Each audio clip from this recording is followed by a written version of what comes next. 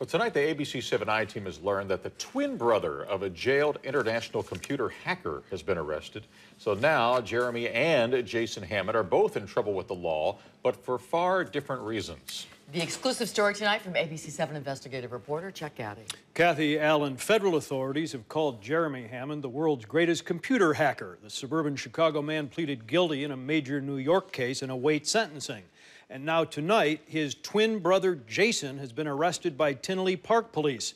Jason Hammond is charged in a brutal mob attack that happened last year on diners in a Tinley Park restaurant. Hi, I'm Jason Hammond, Jeremy's twin brother. The 28-year-old Southside resident who has been working to have his brother Jeremy freed from federal prison tonight is himself behind bars. Police say Jason Hammond was among 18 masked men who stormed this South suburban restaurant more than a year ago and attacked lunch-hour diners with bats, clubs, and hammers. 10 people were hurt. 5 Indiana men were initially arrested, pled guilty, and were sentenced to prison. Jason Hammond was just arrested yesterday, according to this booking sheet from Tinley Park Police. He faces charges of armed violence, aggravated battery, and mob action. His brother Jeremy's hacking case has attracted world attention.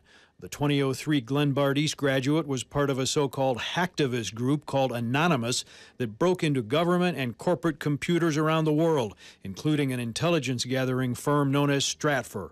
A website calling for Jeremy's release cites his twin brother's love and features a gallery of family photos of the boys from when they were little, growing up in the west suburbs through middle school and high school. Now, the twins are adults and in separate jails, Jeremy in New York and Jason in Cook County. The motive behind that Sunday afternoon restaurant siege is not entirely clear. The throng that barged into the Ashford house that day belonged supposedly to an anti-racist movement. According to authorities, they may have targeted some suspected white supremacists who were dining at the time. Between the brothers, 2 very unusual cases. Wow. Okay, Chuck, All right, thanks. Chuck.